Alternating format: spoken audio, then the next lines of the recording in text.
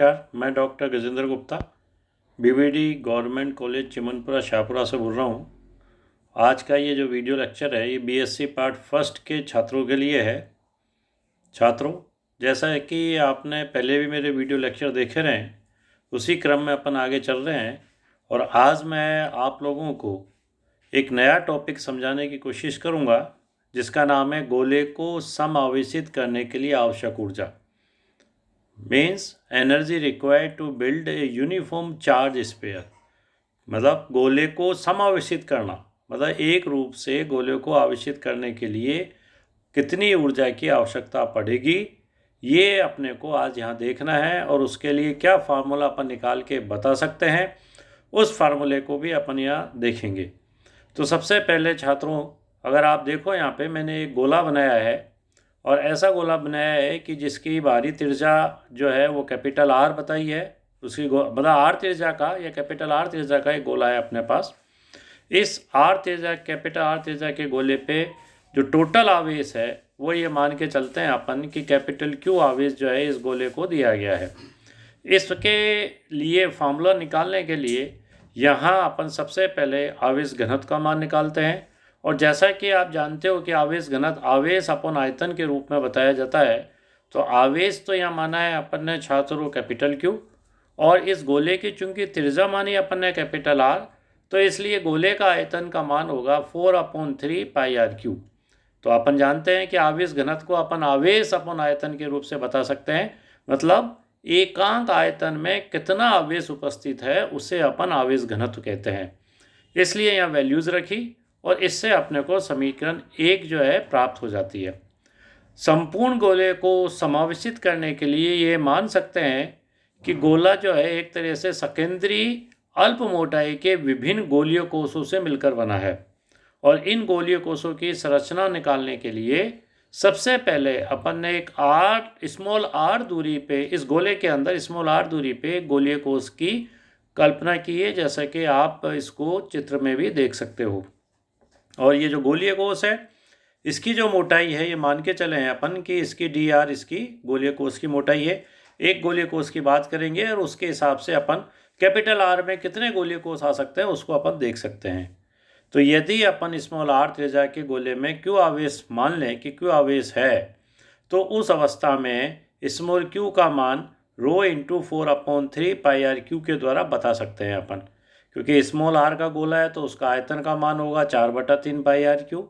और चूंकि एकांक आयतन पे जो आवेश का मान है वो अपन रो के द्वारा बता रहे हैं, इसलिए अपन ने इसको रो से मल्टीप्लाई कर दिया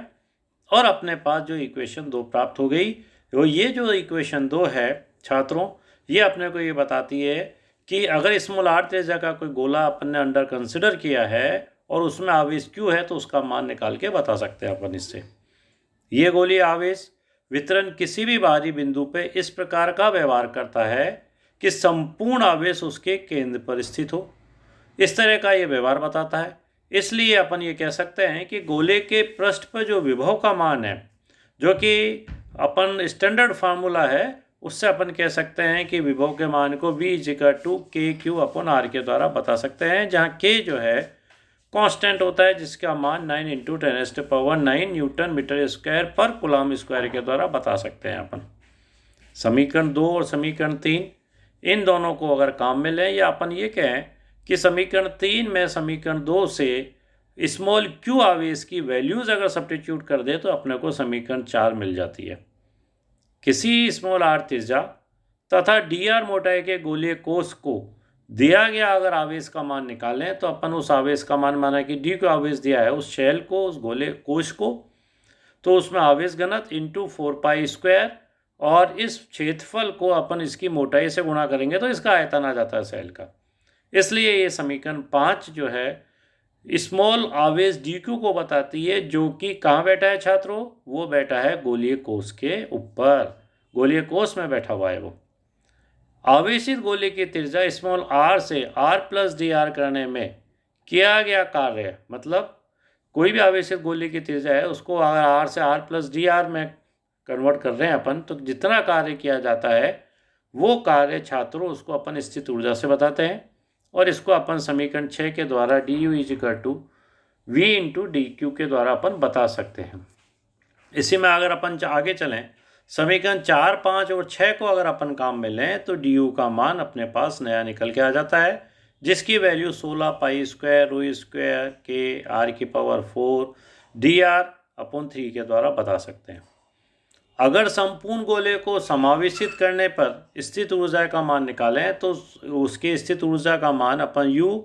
इंटीग्रेशन, चूंकि संपूर्ण गोले के लिए बात कर रहे हैं, और कितना आवेशित करना है, कैपिटल क्यू आवेश से, तो 0 से कैपिटल क्यू आवेश से अगर आवेशित कर रहे हैं तो इसका अपन इंटीग्रेशन करते हैं वी डी क्यू का। वी डी क्यू का मान अपने को पता है, ये डी यू के द्वारा अपन बता सकते हैं। ऊपर निकाला हुआ है अपन ने यू का डी यू का मान, उसकी वैल्यूज़ रख दें। वैल्यूज रख के जो कांस्टेंट राशियाँ होती है छात्रों, उनको तो बाहर निकाल लिया, और अंदर जो राशि बची आर की पावर 4, इसका इंटीग्रेशन या समाकलन किया, और समाकलन का मान जैसा कि अपने को पता है कि R5/5 आता है, इस पर लिमिट लगा दी, और लिमिट जो है 0 से कैपिटल आर है, इनकी वैल्यूज़ रखी, और वैल्यूज़ रखने के बाद समीकरण 1 को काम में लेते हुए अपन ने समीकरण 7 प्राप्त की कि जो संपूर्ण गोले को समावेशित करने पे जो स्थित ऊर्जा में वृद्धि हो गई उसका मान होगा 3/5 K capital Q square upon R joule, इसके द्वारा अपन बता सकते हैं। यदि कैपिटल आर त्रिज्या के चालक को गोले को क्यू आवेश से, कैपिटल क्यू आवेश से आवेशित करना है, और आवेशन प्रक्रिया में किसी गोले में पहले से ही आवेश स्मॉल क्यू बैठा हुआ है, तो इस अवस्था में क्या कंडीशन होगी और किस तरह से करेंगे,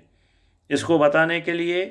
अपन ने मान के चल रहे हैं कि गोले के पृष्ठ पर जो विद्युत विभव का मान है छात्रों, उसका मान V = KQ upon capital R के द्वारा होगा, जैसे कि समीकरण 8 है। अब अनंत से स्मॉल dq अतिरिक्त आवेश को गोले R के पृष्ठ तक लाने में किया गया कार्य का मान dW = V dq के द्वारा बताते हैं, समीकरण 9। गोले के स्थिर विद्युत ऊर्जा में जो वृद्धि होगी उसका मान अपन यहाँ पे पहले डी यू मानी थी, यहाँ अपन ने डी यू डैश मान ली, जिसका मान के Q upon R D Q के द्वारा होगा, जो पहले निकाला अपन ने, जैसा समीकरण 10। त्रिज्या कैपिटल आर के गोले को Q = 0 से Q = कैपिटल क्यू तक आवेशित करने पर गोले की स्थिर विद्युत ऊर्जा में जो वृद्धि होगी उसका मान 0 से इंटीग्रेशन करेंगे अपन कैपिटल क्यू तक, K Q upon R into D Q का, और चूंकि Q का अगर इंटीग्रेशन या समाकलन की वैल्यूज़ अपन छात्रों निकालेंगे तो समाकलन की जो वैल्यू आएगी वो आएगी स्मॉल q स्क्वायर अपॉन 2, जिसमें वैल्यूज़ अपन रख सकते हैं, और वैल्यूज़ अगर अपन रख के निकालें तो u डैश का मान जो है 1/2 k, और ये कैपिटल Q आएगा, जो समीकरण 11 है छात्रों। इसमें एक स्मॉल q की वैल्यू रखेंगे तो वो कैपिटल Q, यहाँ गलती से स्मॉल q रह गया है लिखा हुआ, आप इसको ध्यान रखें। ये बनेगा 1/2 K capital Q square upon R, जो समीकरण 11 में, समीकरण 11 में छात्रों मैंने एक करेक्शन बताया है आपको कि स्मॉल क्यू की जगह कैपिटल क्यू इसके अंदर अपन वैल्यूज रखेंगे। और अगर you dash upon capital you जो अपन ने पहले निकाला हुआ है, अगर इनका रेशो निकालें तो ये 5/6 के द्वारा अपन बता सकते हैं, जो समीकरण 12 है। अब ये तो आवेशित करने वाली बात हुई कि कितनी स्थित ऊर्जा की जरूरत होगी। Classical radius of an electron की अगर चिरसम्मत त्रिज्या का मान अगर अपन निकालें तो चिरसम्मत त्रिज्या का मान निकालने के लिए इलेक्ट्रॉन को माना कि एक कैपिटल आर त्रिज्या का समावेशित गोला माना जा सकता है। कैपिटल आर त्रिज्या तथा स्मॉल ई आवेश के गोले की स्थित ऊर्जा का मान U = जो समीकरण अपन ने निकाला है उससे अपन 3/5 के Q square upon capital R के द्वारा बता सकते हैं। ये ऊर्जा इलेक्ट्रॉन की स्थिर विद्युत ऊर्जा मानी जा सकती है, और आइंस्टीन के द्रव्यमान ऊर्जा संबंध से अपन जानते हैं कि U = mc² के द्वारा बता सकते हैं, समीकरण 2। समीकरण 1 और समीकरण 2 दोनों को अगर आपस में बराबर कर दें और इससे अपन कैपिटल R का मान निकालें तो समीकरण 3, और अगर इससे त्रिज्या का मान निकालेंगे तो इलेक्ट्रॉन की चिरसम्मत त्रिज्या का मान निकल के आ जाता है, जिसका मान 1.69 फर्मी होता है। तो आज के लिए छात्रों इतना ही। आगे के लिए मैं आपको दूसरा टॉपिक आपको यहाँ बताऊँगा, उसके लिए अपन आगे आप लोग तैयार रहें कि किस तरह से अपन उसको बता सकते हैं।